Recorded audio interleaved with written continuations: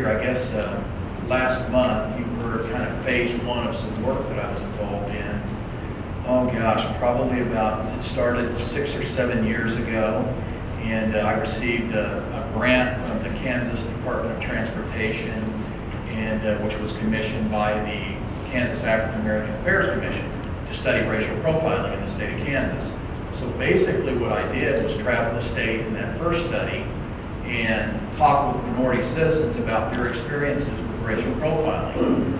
So at the conclusion of that study, there was a serious impediment that we recognized, that really we needed the police perspective to better inform us as far as what these results really mean. So the second phase of this study, basically I was commissioned to go across the state again and talk to Kansas law enforcement officers about their experiences and their perspectives of racial profiling.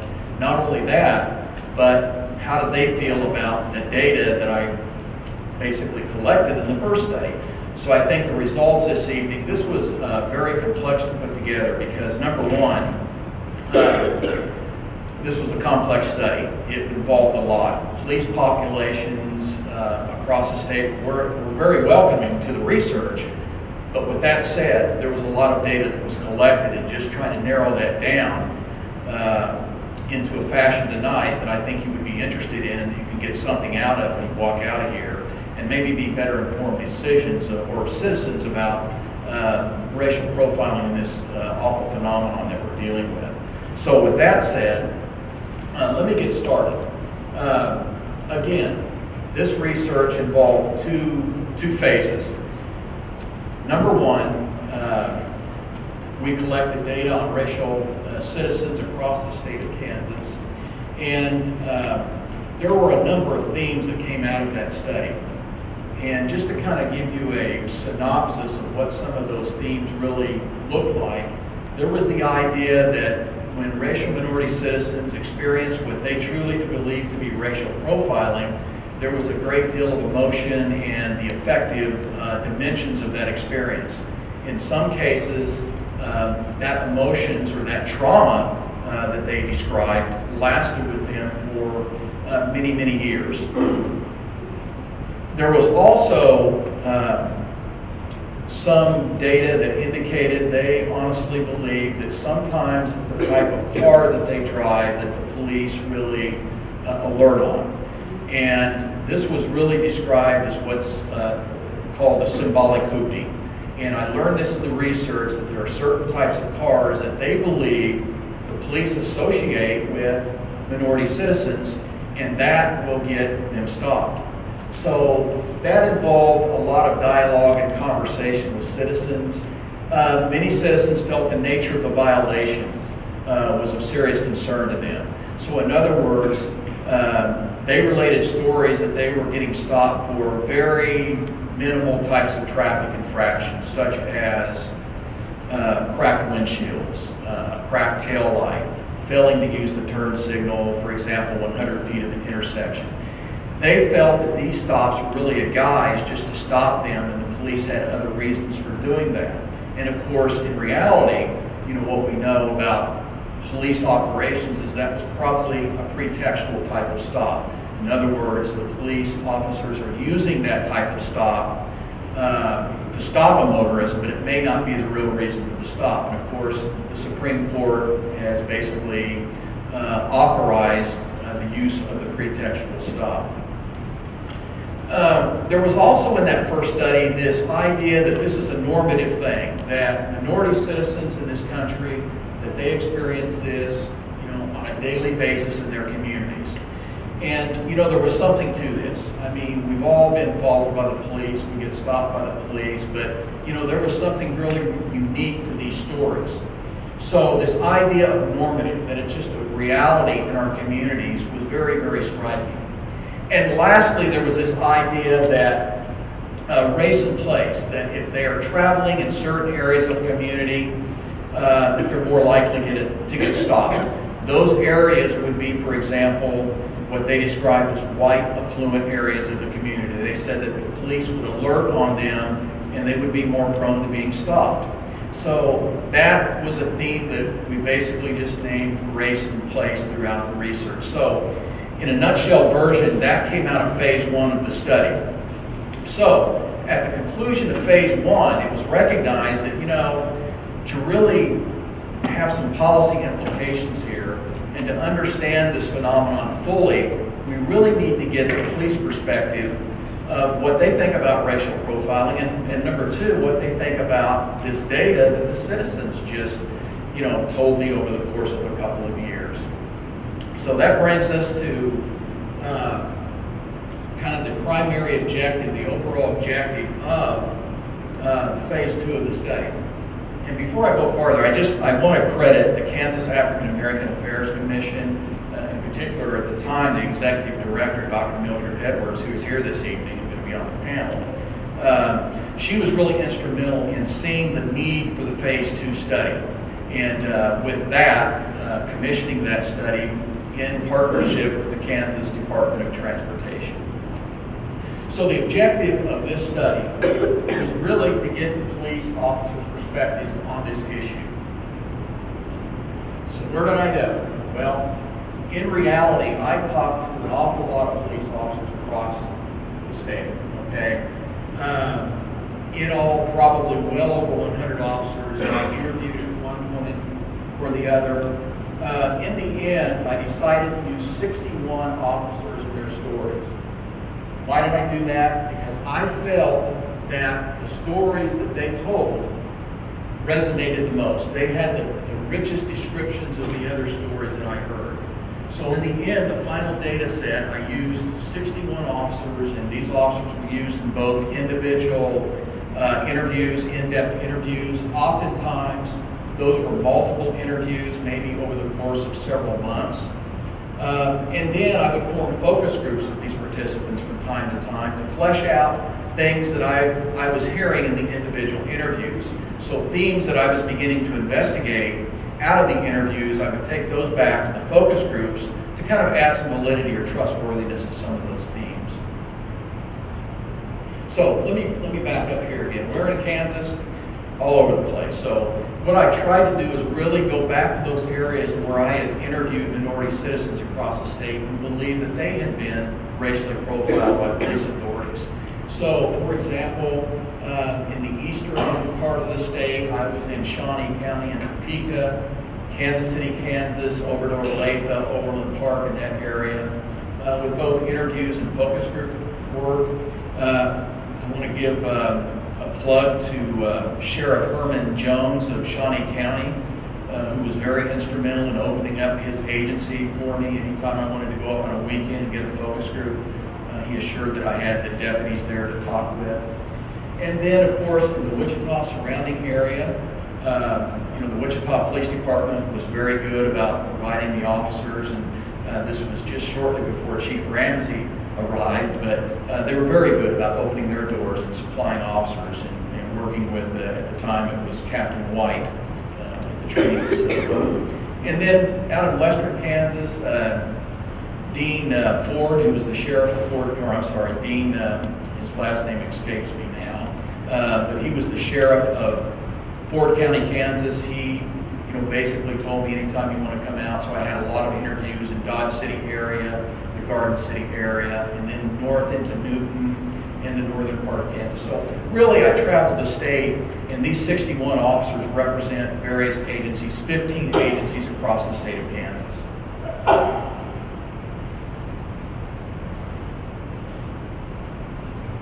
Just to give you a background on some of the demographics of the officers. Of these 61, I tried to really, this was really a very purposeful sample. When I would deal with the agency or the chief executive of the agency, I told him specifically what I was looking for in officers. In some cases, I wanted to ensure that I had adequate representation of minority officers in that sample. And so in the end, about roughly 25, 26% of my participants that I interviewed were members of racial ethnic groups. The largest racial group, of course, was African Americans. And as far as if you look at policing demographics across the state, African Americans probably represent the highest minority group in active policing in Kansas. So, and I also had 11 females that were in the study as well.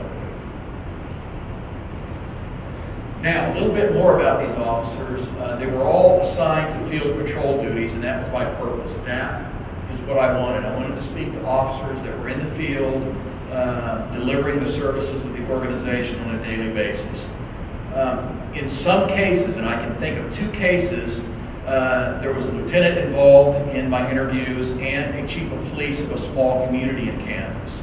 And keep in mind, in smaller communities, chiefs of police typically do field patrol work because there may be a department of 5 or 6 officers, so they're expected to do a lot of patrol duties as well. So there's 1 chief of police in this sample as well.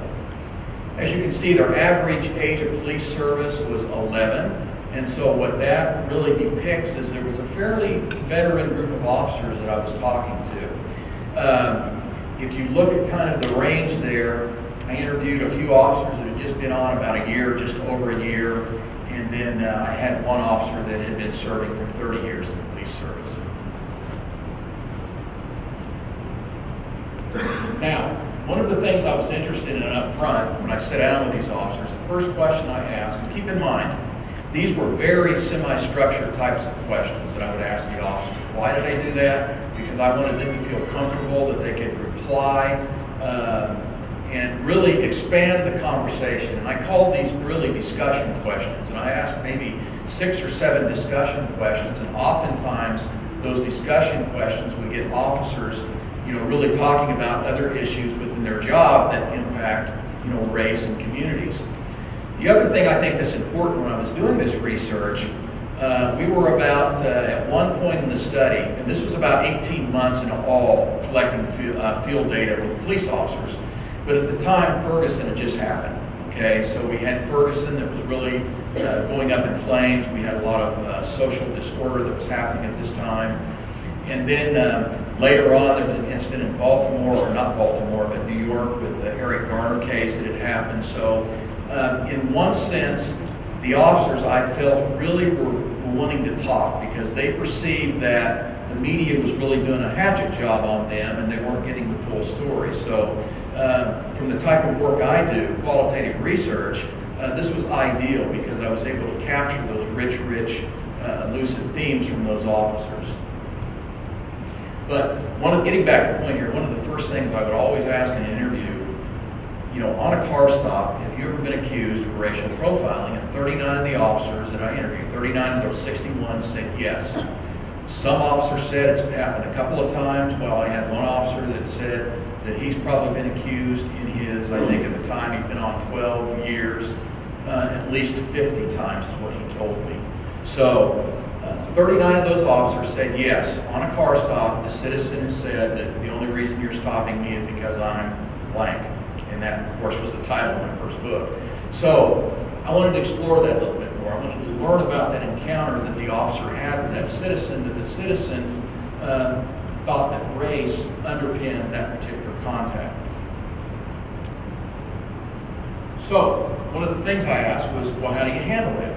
You do a traffic stop, you go up, and at some point during that traffic stop, the motorist says, the only reason that you're doing this is because of the color of my skin or my ethnicity, okay? So they tell me they handled it, number one, and this was pretty uniform across these officers. Keep in mind that most of these interviews and focus groups I recorded, so I was able to go back and transcribe those tapes, and I could study those tapes thoroughly and begin to analyze those contextual data within those tapes. So uniformly, there was this idea of communicating the real purpose of the stop. So officers would say, and I'll give you the stories at the top of my mind. There's this officer that works 3rd shift for a sheriff's department, not in this area, but southern Kansas. And it's 1 o'clock in the morning and he clocks the car for speeding. So he makes the stop, goes up to the driver's door, and notices that it was a black male driver. And he says, one of the things that he told me after he gave me the license, he says, are you stopping me because I'm black? And the deputy told me, he said, you know, this kind of threw me. I didn't expect that. So I had to gather my thoughts for a minute, and he told me that I told the citizen that no, so I got you clocked on radar for going 12 miles over the speed limit. So I asked him, what did he do next? He said, well, one of the things I did was explain to him. I actually got him out of his car, took him back to my unit, and showed him the radar. And he seemed to be satisfied at that point. I even went further. I explained to him, you know, the radar operations and how we calibrate the radar and that kind of stuff. So this idea of thoroughly explaining the reason for the stop was how many officers told me that they would handle someone that accused them of racial profiling. So that led to the next question. Why do you think they accused you of racial profiling? Why do you think the citizen accused you of pulling them over because of their race or ethnicity? First of all, before I get, let me get up here first. We'll come back to that. This was interesting, and this was teased out over the course of these interviews and focus groups. I even took this back to several focus group setting outside of the study, just so I can test these themes out a little bit more. And they were right on. They said, yeah, we feel that one of the reasons they're doing this is this intimidation factor. And this intimidation factor really ended up, there were 4 really subcategories to this. Number 1, they think that the citizen did it because of the potential of getting a racial profiling complaint filed on the officer. And there's one thing I learned over the course of this research and talking to law enforcement officers is that's the last thing that they need is a racial profiling complaint. Because they tell me that if they get a racial profiling complaint, that people look at them funny and it's investigated, et cetera, et cetera. So they said that's one of the reasons they feel that citizens would use race and say that you're stopping me because of my race. Secondly, of course, to try to avoid a ticket. Given, right? So you say that, the officer said, you know, they would say that. We think they're just trying to get out of a ticket, and they think the fact that I will back off from writing that ticket if they say that. Number 3, there was this idea that they're trying to get me or the officer to back off because either the driver has a warrant or a suspended driver's license. And what officers told me was in reality, you know, when they would tell me that, it would probably raise my suspicions a little bit more. So my level of suspicion goes up because I'm wondering if maybe at that point they do have a warrant out for their arrest and their driver's license is suspended or something to that effect. And then thirdly, there was a lot of talk about that the citizen is trying to get the officer to back away from the car, and that would lead the officer to believe that they have something illegal in the car that they're trying to hide. So again, officers would tell me that would raise my suspicions up another notch. And I would get really, really suspicious and investigate that further. So this idea of intimidation, I named this theme because this was really in vivo right from the data itself. And many of the officers use that vocabulary, intimidation. And so many of these themes were named right from the data itself. Now, backing up here, here's a couple of quotes that I just offer to kind of really give you a sense of this effective communication themes. These were taken right from the transcript, and I really haven't done much to alter these quotes. But this really illuminates this idea of this communicating with the citizen when they accuse us of stopping them because of their race. As you can see, this one officer, right? Stopped some minorities, and they all said the only reason I'm stopping them is because they were black. I'm usually prepared for it, and that's interesting. I'm usually prepared for it. I inform them why they're being stopped and take extra time and advise them why they're being stopped. Some officers don't care, and they won't take a few extra minutes to explain to the citizen why they're being stopped, and that's a problem. So this officer readily admits here, I think it's interesting, that there are some officers that he is aware of that don't do that. This really meshed very well with some of the data initially that I was receiving from racial minority citizens. They would say that oftentimes they would be stopped for these very minor types of violations, you know, the cracked tail light or the failing to use the turn signal. And then, you know, after 10 minutes, they're released, and they really weren't given a ticket or any type of warning, and they're released and told they can go on their way. So they're left thinking, you know, this has to be, you know, my race. This is the only reason I'm stopped. And the officer took the time to stop me for this miscellaneous violation and then lets me go. So some officers recognize that, you know, a better explanation is needed, particularly if the officer is doing what's referred to as a pretextual stop. So they're using the minor traffic violation maybe to investigate for something else or to ask questions about something else, okay? There was some sense that when officers, if the pretextual stop doesn't pan out, for example, reasonable suspicion doesn't pan out, the officer's convinced that this person doesn't have anything to do with what I'm investigating. Maybe they're seen leaving an area that has a lot of drug houses in the area. And so the officer stops the person for not using their turn signal. Okay, that's the pretext. And then they talk to the individual, the motorist, and they decide, well, you know, they're not involved in this, so you're free to go. But they don't go the extra mile to explain to the citizen the real reason why they stopped him. We think throughout this research that could go a long ways with resolving some of those suspicion on the part of the citizen that this was a racially motivated stop. And getting back to the point here, some of the officers recognize that as well, that probably some officers would need to communicate better with the citizen in order to resolve some of those suspicions on the part of the citizen that it was racially motivated. And here's another quote. This was taken from a 29-year-old white male officer with 8 years in police service. And he admits that he's been accused of racial profiling probably a dozen times. He handles it again by letting them know the reason for the stop. And they try to take time, and he tries to take time to explain to them. I always begin my stop with an introductory statement like my name and my department, and then I tell them the reason why they're being stopped. This is something interesting too in this study. The thing that I found in many agencies across the state, they don't have it written into their policy procedure manual or their standard operating procedures, as sometimes referred to police departments. They don't have in that officers should stick to a script or use some standardized script, you know, when they stop vehicles. For example, an officer stops someone for speeding. Good afternoon, I'm Officer so-and-so. I'm stopping you this evening for speeding, you know, 40 miles per hour in a 30 zone. Okay, they don't have that script, so oftentimes they don't even do it. Well, again, that could potentially lead to a resolution of the mere perception of racial profiling. And I'm happy to say, and Chief is here at the Wichita Police Department, they do guide, they have some guidance on what their officers, you know, the script that they use when they stop vehicles. Some departments do, many others didn't. As a result of this, as I was going around presenting this at the Kansas Law Enforcement Training Center, and they videotaped it, so I captured executives from all over the state. One of the things they started doing then is recognizing that, so they put it in the policy manual now that, you know, an officer that stops a vehicle has to use a certain script or should follow a certain script. And of course, from a liability perspective, if the police department ever gets, you know, in trouble later on, that can certainly help the agency out as well.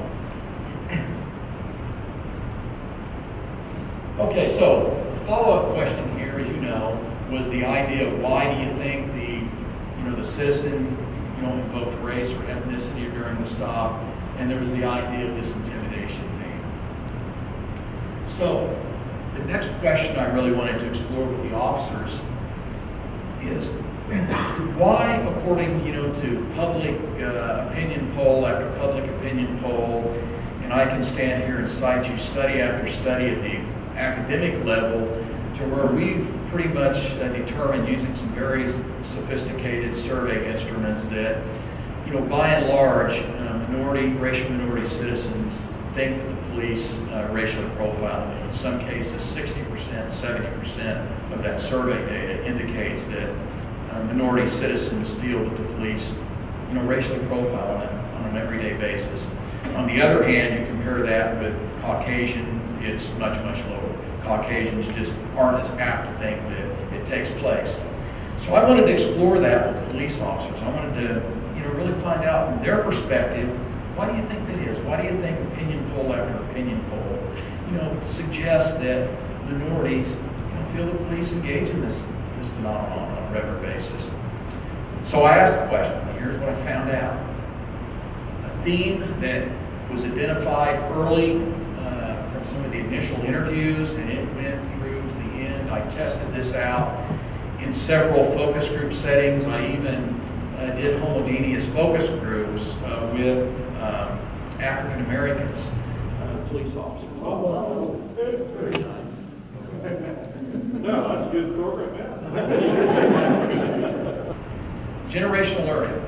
This was a very interesting theme that came out of the study, and really this centers on the fact that officers, in their experience, think that members of the minority community are really taught at a young age. In other words, youth are taught, and I literally heard this in focus group settings and individual interviews. They're taught how to act when they're stopped by the police, okay? This is interesting because this was a theme that came up very dominant in the Phase 1 study as I was interviewing racial minority citizens. They basically said the same thing, that yeah, we're taught on what to do. And there's a story I always like to tell that I start my book out with of an African-American entertainer by the name of Tyler Perry, who is stopped one day in Atlanta, Georgia, and he gets kind of hassled by the police officers that made the stop. And of course, he recognizes that this is escalating very fast, and he reaches, one of the officers asked him to turn off the car, and he had his key, and it was on kind of a long, small plastic, and almost looked like, according to the story, a blackjack. So he reached for it, and when he reached for it, he saw the officers tense up. And when that happened, he remembered something that his grandmother had told him many, many years ago. Don't do that. Don't make any sudden moves. When you're stopped by the police, you do exactly what they want you to do, because you see, his grandmother grew up in a very deep segregated South, and she saw many African-American men go with the police and would come back beat up or not come back at all. So he remembered that. That resonated. So the citizens in the first phase of the study, that was clear to me. Well, it's interesting, the police now, they're telling me this in their experience, that they think that this is a generational thing. Now, from their perspective, they think this is problematic because they feel that if youth are told this at a very young age, that there's going to be a built-in bias, in their words, a built-in bias will occur over the course of time towards the police. In fact, I can remember one officer telling me this story, that he remembers stopping a young lady, an African-American lady, who had some kids in the back seat. And this officer said, I always go out of my way to speak to kids, whether it's at a quick trip I'm out at or whether I'm stopping a car. If I see kids in the car, I'm always going to speak to them. So the kids are in the back seat, and as I'm getting the driver's license and I go to walk back, I say something to the kids. I said, how you kids doing? And he said, the mother said, don't talk to the police. And he said, that really infuriated me a little bit, because here we have two kids in the back seat of this car, and their parent is telling them not to talk to the police.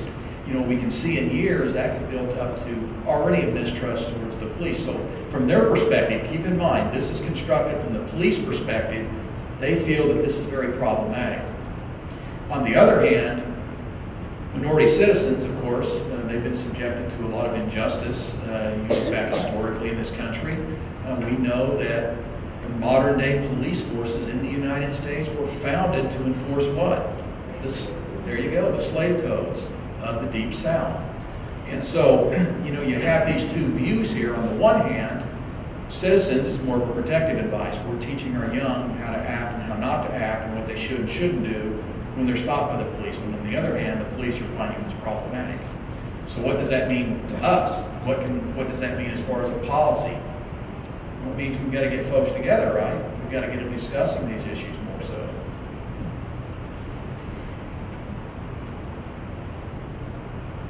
I was trying to think, there was another story that I was thinking about. I'll come back. So here's just a rich, thick quote that I pulled out that really illustrates this idea, this generational learning theme. And by the way, that's another term that the officers actually use, the idea that it's passed down generational. So that's when I decided to use as an actual name to theme that. This is one African-American police officer, 36 years old, basically tells me, if I can say this term, it's because some dumbass cops in the past did something stupid and that's left an impression on the minority community. I can tell you as an African-American, that's the thinking of the black community. This is then passed down in the family. So yes, I do think that it's probably a lot of history here. And so again, this captures kind of the sentiment and really supports this theme, which was, again, all 61 of these officers, it was there. Here's just another theme along the same lines that supports this.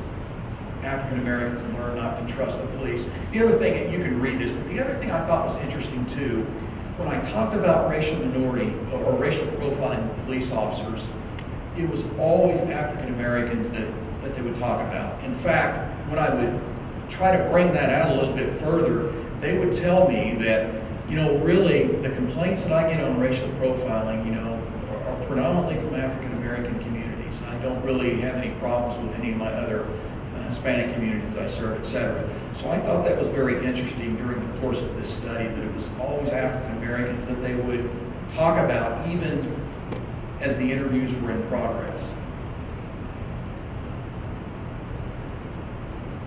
So the next question that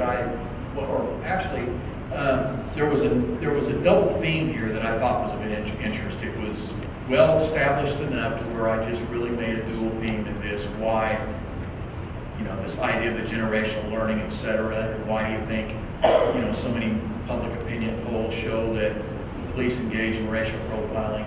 So the second theme, guess what? The media. And this was a hot one. This really resonated among the police populations. In fact, this group of 61 officers basically told me that they feel that the media doesn't get it right, that they skew the stories.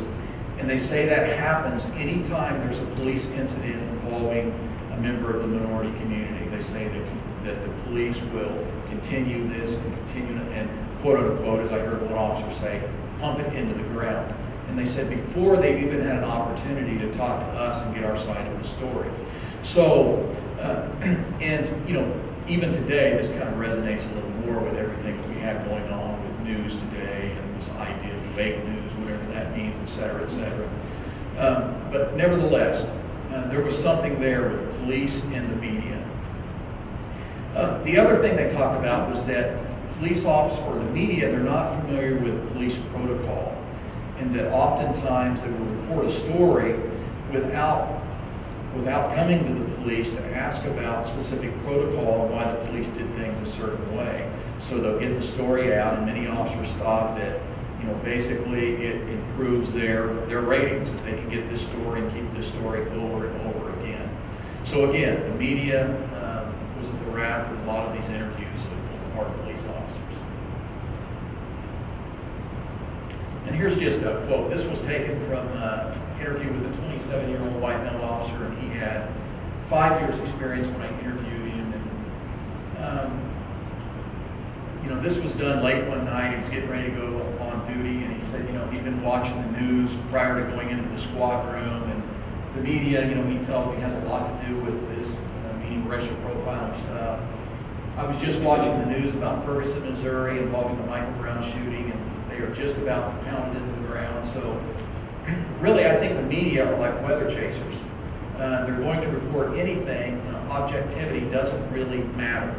So again, this kind of captures this general sentiment that the media, almost like the media is out to get the police officer. Here's another quote here, and I thought this was a good one as well. In this particular officer, 36-year-old black male officer with 9 years of police experience, he opens up, and the media distorts racial profiling. You have an incident with a minority involving the police, that's all you hear about. Maybe if they gave us as much attention to the positive things that police do, that would be a start to making things better. It takes one bad incident with the police to wipe out all the good things that go on. One bad incident that's reported over and over will blow up everything. So again, we see this idea that the media, from the police perspective, is really to blame for exacerbating many of these situations involving the police and the minority community. Now we can go into some analysis of that on, you know, the media's role and the important role that the media, you know, plays in the United States in getting news out to citizens, etc.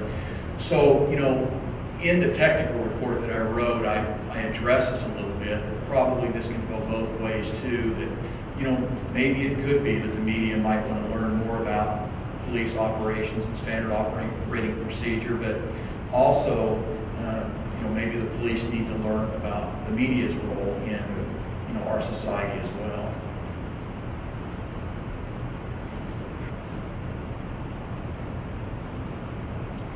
Okay, so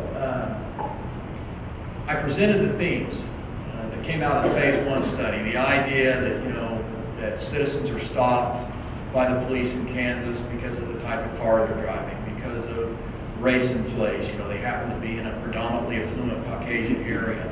They claim that that will get them stopped. So I asked the police officers about that and laid those themes out and had them review them.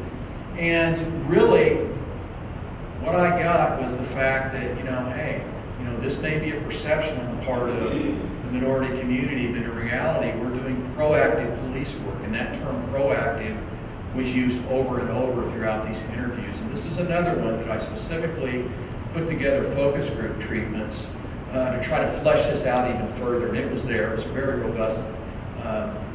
very robust theme here in the idea of proactive police work. And in police circles, really what proactive police work is all about is that police, usually in high crime areas, are going to be more apt to stop vehicles that they feel are associated with crime within those neighborhoods. And they would tell me stories that in many typically lower socioeconomic neighborhoods, those generally have higher crime rates. And they would tell me that unfortunately in many of those neighborhoods, they're inhabited by racial minority citizens. So that means we're stopping more of those in those areas because of those crime rates. And again, perhaps maybe this goes back to things we can learn from both perspectives here. And maybe the police, I don't know, maybe they can do the better job if there is a stop and it is a pretextual stop in a high crime area. And if that reasonable suspicion, again, doesn't flesh out, maybe the officer can go the extra mile in telling the citizen or informing the citizen of the real nature of the stop, that we're really focusing on this neighborhood because of X, Y, and Z crimes that are taking place in this neighborhood. Police, they talk a lot about, you know, this idea of being cued on behavior, being cued on people's actions. And what I found is this really culminates over the course of many years being in police work, learning who they're going to have to, you know, spend some time looking at, what deserves police attention more so than others. And if you look at a lot of the research that, you know, academics have done in police behavior, we find this is true. I mean, these studies go back to the 1960s that talk about the idea of the police using almost a shorthand of such or of sorts to define who they recognize as being potentially someone they need to keep an eye on. So the idea of being cued on that criminal behavior, or that what they suspect could end up being criminal behavior, and they say that is proactive police work. Excuse me. So we even got into this discussion about the vehicle. So I asked officers, you know, many minority citizens, there was a theme in the first study that I named the minority vehicle, or the symbolic vehicle, that they say that there are certain vehicles that the police identified as being potentially a vehicle driven by a minority. And I asked them about that, and they said no. I said that's not the case. What we will tell you, though, is that sometimes we will zero in on a vehicle that has a lot of equipment violations, or it's really junky, and they're just coming out of a high crime area, and they tell me this could be an area where a lot of Caucasians live, or it could be an area where a lot of African Americans live. They tell me that, you know, to me, if I'm looking at that, that could mean there are a number of things going on here, and this goes back to really the war on drugs. So they're thinking that, you know, they tell me a lot of drug dealers, you know, they'll purchase their drugs and they'll spend the money on drugs, which means they can't keep the money for upkeep on their car, or they don't have the money for upkeep on their car. So if I see a car leaving a high drug area and it's a piece of junk, yeah, they tell me I'm probably going to follow that car and look for a pretextual reason to stop that car. And again, that goes back to, that is what we call proactive police work, is what I was told. And so here we have a quote that kind of illustrates this again. So this was really good. I thought this, this really helped me confirm that what I was getting and the themes that I was pulling out of this, they were trustworthy and valid, and this really captured it here. When we see the same thing over and over again, your brain starts putting indicators like points or stars or asterisks or whatever. You see this and that 200 times. So when you're driving along and these indicators start popping up, you're like, wow, I've dealt with something like this before, and these were all conclusions of that. And this happened to be an interview I had with a 36-year-old white male police officer who had about 14 years of police experience at that time. There's just another that kind of confirms this theme. Again, this word, I think it's interesting because they actually use this word indicators in the interviews. That was used often.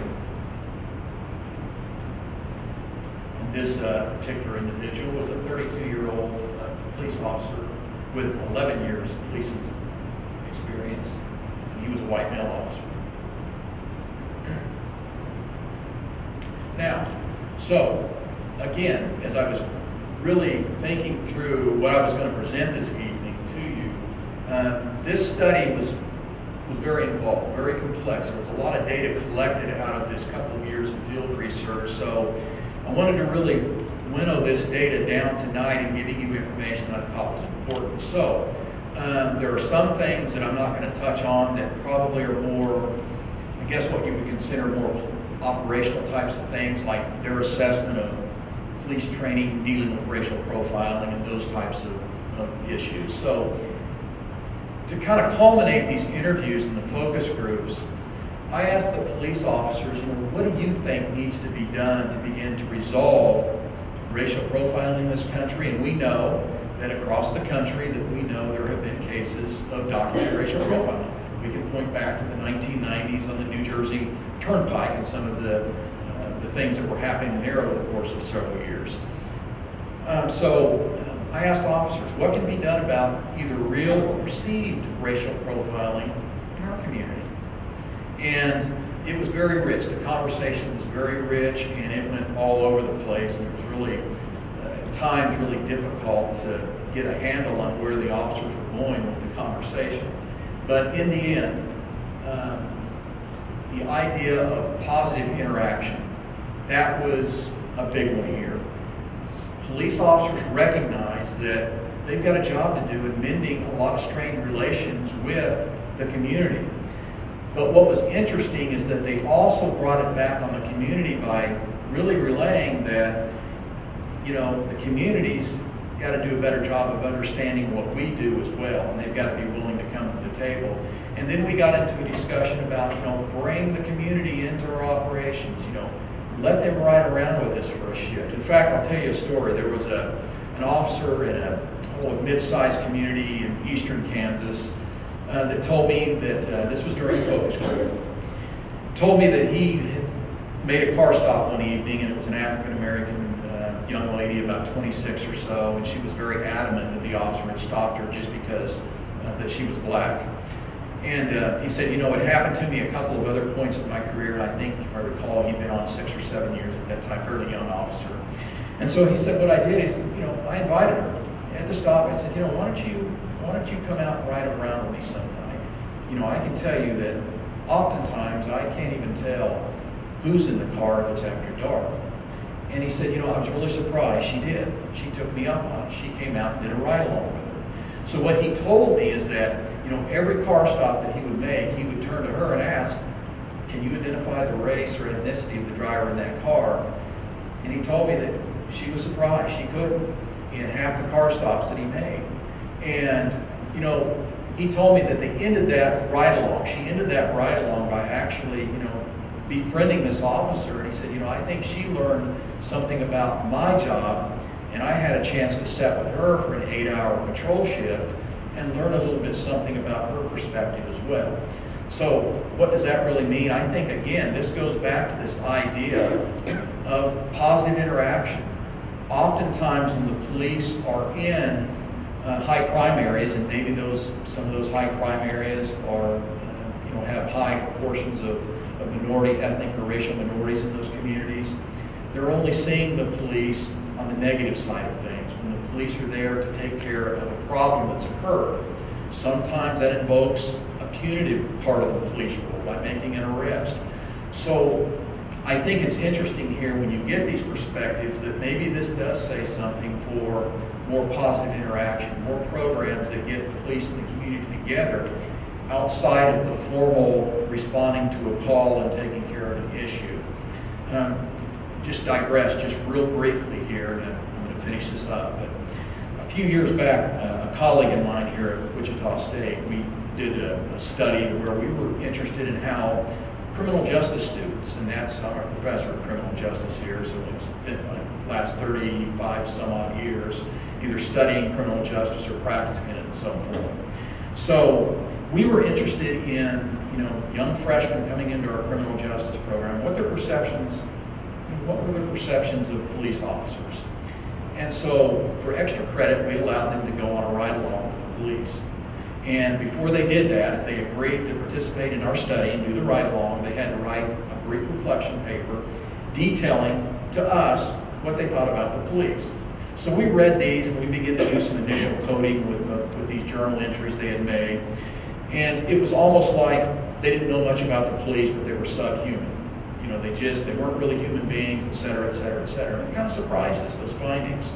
So they do their ride-along. At the conclusion of their ride-along, of course, to get the extra credit, that's how you have to motivate students to participate in your research, is to offer them extra credit. They're required to write a reaction paper of their experiences, and now, what do they think about the police officer? It was interesting when we began to read some of those journal entries. There were things like, wow, this officer actually listened to music when we were on patrol. He's got a family. He laughed, he joked. It was almost like the human element was identified on the part of the police officer. So again, what does that really mean? It goes back to this idea of positive interactions. I submit if there's one thing that came out of this nearly 6 years of research is the fact that the more contact the police and the community can have with the police department in a positive light, probably the better are we beginning to understand each of those entities and resolve some of those issues and perceptions of racial profiling. And here's just a quote once again that kind of illuminates this idea. The idea of more positive interaction with citizens, any kinds of interaction we have with minorities is negative. Like when we've been called to take care of a problem, maybe increasing contacts will help. We also have to start communicating with kids when they are young. I heard that a lot too, that we have to communicate, we have to get to kids when they're very young to teach them that, the police aren't bad and that we're there to help, et cetera, et cetera. And this interview here was with a 23-year-old white male officer. So, and this particular officer happens to be a DARE officer, so he was very committed to this idea of getting to youth. And one final theme here that came out of what needs to be done is the education. And this goes back again to officers, they were talking about, let's bring citizens, affected citizens, or those critics of the police, bring them into our training, put them in the same room when we're discussing racial profiling and race issues in our community. Maybe we can learn from each other. And then, of course, it goes back to have them come out and do ride-alongs, get them involved in citizens academies and things of that nature. So there was this idea that just fell under a perfect, what I just termed it, education. And then, of course, here's a quote there, and I'm not going to read that to you. And by the way, if anyone wants a copy of the technical report that was submitted to the Kansas Department of Transportation, I'd be glad if you give me your email address. I'll send that to you as a PDF file. And you're more than welcome to read that. That is public now. KDOC has made that public. And here's just another quote. This pertains to the media. So the idea of education, not only community, but there's also a sub-theme there, the media. They feel that, the media can learn something about the police department as well, and perhaps that can be a venue that the media can learn, or the police can learn something about the media's role as well. Okay, with that, I think we're ready to move into the second portion of this, the panel discussion, and I think you're going to introduce Dr. Mildred Edwards. Thank you for that